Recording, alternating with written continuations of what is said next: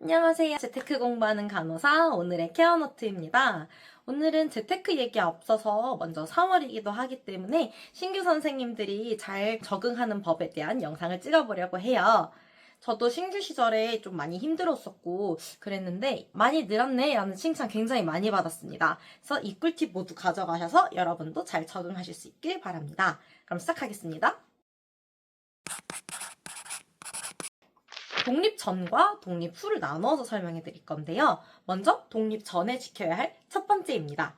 물품 위치 파악하기인데요. 물품 위치 파악하기는 실습 때도 정말 중요해요. 선생님이 홀리 준비해주세요, 수초 준비해주세요 라고 했는데 내가 어떻게 준비하는지는 다 알고 있는데 물품을 어디에 있는지 모르면 그거 찾다가 진짜 한 세월 가거든요. 그러면 이제 선생님들이 내가 뭐 할 줄 모른다고 생각해가지고 타박을 주는 경우가 발생을 합니다. 그래서 그런 상황 생기기 싫고 억울하잖아요. 그러니까 물품 위치를 처음에 적응하기 전에 프리셉터 선생님 따라다닐 때 틈틈이 어디에 뭐가 있는지 다 적어가지고 꼭 머릿속에 넣어두세요. 추가로 어떤 선생님이 바쁘게 움직이고 있는데 만약에 내가 조금 여유가 된다.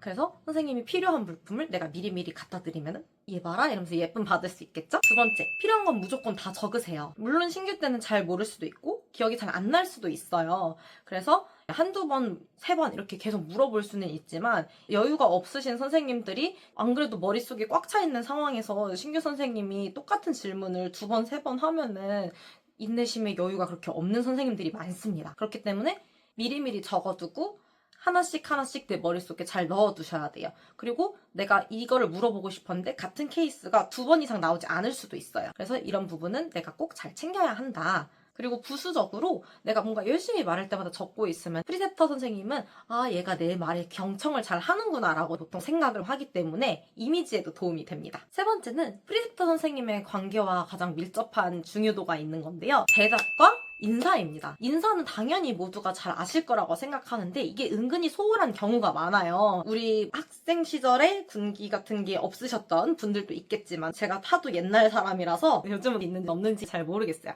근데 저희 때는 인사를 꼭 해라. 너 인사 안 하냐? 이런 말을 많이 들었거든요. 근데 저는 그거 되게 나쁘게 생각 안 했어요. 왜냐면은 이렇게 인사성이 바른 애는 어쨌든 사회에 나가서 어딜 가도 예쁨을 받아요. 그래서 프리셉터 선생님뿐만이 아니라 전공의 선생님들한테도 오실 때마다 안녕하세요 선생님 인사하면은 선생님들이 되게 좋게 봐주시고 전공의 선생님들이랑도 좋은 관계를 많이 유지했었는데 이거 관련한 썰은 또 나중에 풀어드리도록 하겠습니다. 그리고 대답도 되게 중요해요. 선생님들이 이거 했어요? 이렇게 물어보는데 대답을 이렇게 해버리면은 되게 부정적으로 비칠 수가 있어요. 자신감도 없어 보이고. 그래서 선생님들이 물어봤을 때 제대로 네 했습니다 또는 죄송합니다 잘 모르겠습니다 한 번만 더 말씀해 주실 수 있나요? 이런 식으로 얘기를 하시거나 그리고 이거 해오세요 했을 때 하고 나서 이거 했습니다 선생님 이거 했는데 한번 봐주실 수 있나요? 요거를 한번 꼭 체크를 해주셔야 돼요. 왜냐면 선생님들 교육 방식 스타일에 따라 다르겠지만은 프리셉터 선생님이 선생님들이 얼마나 해왔는지 실시간으로 파악하는 게 너무 힘들어요. 왜냐면은 프리셉터 선생님들은 환자들을 보면서 실무 업무를 하면서 가르치고 있는 중이기 때문에 이게 일이 사실상 2배거든요. 그래서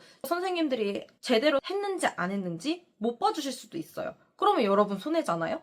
그러니까 꼭 저 이거 했는데 봐주실 수 있나요? 라고 명확하게 요청을 해주시는 게 서로에게도 더 좋은 결과를 얻을 수 있습니다. 네 번째는 전산 파악입니다. 병원마다 EMR 시스템이 다 다를 텐데요. 이런 것들을 잘 숙지를 해야지 내가 입원과 퇴원, 전동과 전원 처리를 할 때 사용하는 방법을 잘 모르면 환자 파악에도 당연히 어려움이 있을 수밖에 없고 할 수 있는 시간도 최대한 단축할 수가 없어서 더 정신없고 더 바쁘고 더 힘들게 됩니다. 그래서 혹시 집이 가까우신 분이라면 신규 선생님들 위해서 열어두는 전산실이 병원 내에 있다면 꼭 잘 숙지해 두시는 게 도움이 되고요. 그렇지 않다고 한다면 조금 일찍 와서 환자 파악할 때 이런 거 한 번씩 확인해 보시는 거 아주 좋은 방법일 것 같습니다. 자, 이번엔 독립 후인데요. 독립 후에 선생님들이 가장 가져가시면 좋을 꿀팁 첫 번째는 인계할 때 지적받은 것들을 한 번에 고치려고 하지 말고 한두 개씩만 고치자. 이게 무슨 말이냐고 하냐면 저도 인계 진짜 무서웠거든요. 무서운 선생님 걸리면은 막 진짜 심박수 120까지 올라가고 근데 그냥 인계를 들을 때 무조건 혼난다고 생각하세요. 어차피 잘할 수 없어요. 이 한국이라는 사회가 잘할 수 없는 구조와 시스템에 선생님들을 빠뜨렸어요. 그렇기 때문에 선생님이 시킨 걸 다 하지 말라는 게 아니고 다 하는데 그거를 인계장에 적다 보면은 내가 공통적으로 빠뜨리는 것들이 꼭 눈에 띌 거예요. 이번 주에는 무조건 이 한두 개는 다 하겠다. 한 번도 지적받지 않겠다. 이렇게 목표를 세우세요. 처음에 10개가 넘는 지적 사항들을 내가 한 번에 다 줄일 수는 없어요. 당연히 그럴 수가 없어요. 그렇기 때문에 그냥 혼나도 한두 개씩만 하면 처음에는 10개, 그 다음 주에는 7개, 그 다음 주에는 5개 이런 식으로 줄어들면은 딱 이게 점점 보이거든요. 그러면 이제 선생님들이 많이 늘었다 이런 말씀도 해주실 거예요. 저는 실제로 들었고요. 선생님들도 이런 방식으로 해서 차근차근 해나가셨으면 좋겠습니다. 두 번째, 멘탈 필터링이 중요해요. 선생님들이 굉장히 톡식하게 말을 하는 경우가 있어요. 너 왜 이거 안 했어?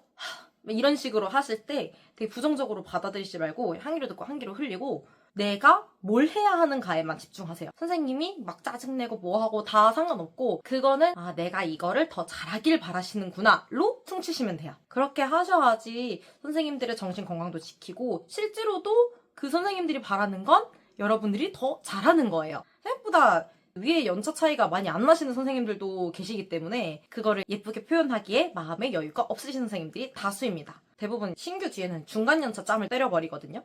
중간 연차도 엄청난 사람들이 아니에요. 다 똑같은 사람들이기 때문에 여러분들이 멘탈 관리에 그런 부분에 대해서만 잘 숙지를 해주시면 도움이 되실 거라고 생각합니다. 세 번째, 우선순위. 일단 이쁨 받는 법은 요령이나 뭐 이미지도 있겠지만은 업무를 잘하는 것도 굉장히 중요해요. 그래서 이게 가장 중요한 부분이라고 생각을 하시면 되는데요. 제가 표로 정리해 드릴 테니까 참고해 주세요.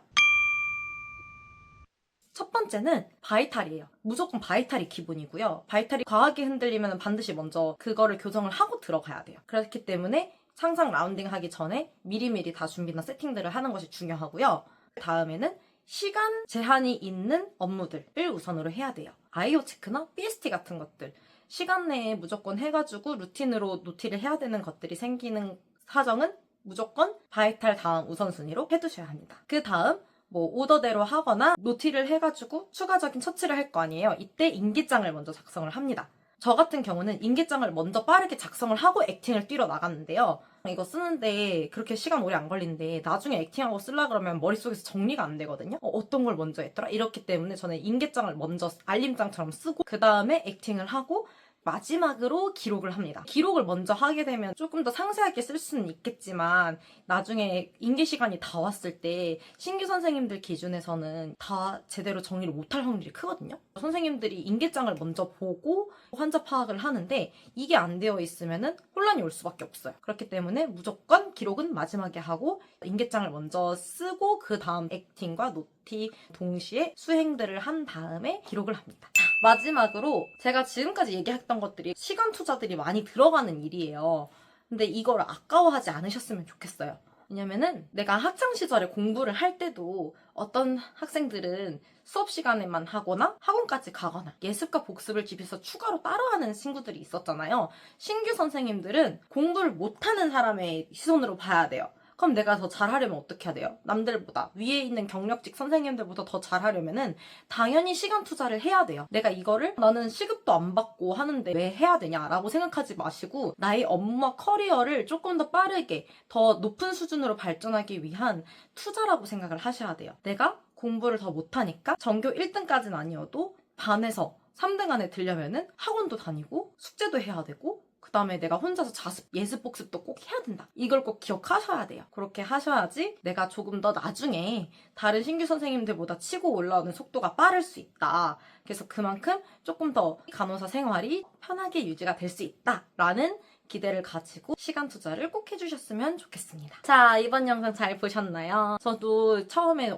굉장히 적응하기 힘들었는데요. 이렇게 열심히 하고 제가 적은 것들 정리하고 문서화 시킨 거 나중에 교육전담 부서에서 요청해서 가져가 주시기도 했고요. 이런 많은 부분들을 좋게 봐주신 수선생님께서 저를 외과계병동 대표로 추천해 주셔가지고 2년차에 전직원 실수 교육 영상 찍기도 했었습니다. 선생님들도 제 영상 참고해서 좋은 꿀팁 많이 받아가시면은 꼭 잘 적응하실 수 있을 거예요. 모든 신규 선생님들 응원합니다. 화이팅! 다음엔 또 다른 영상 들고 올게요. 안녕히 계세요.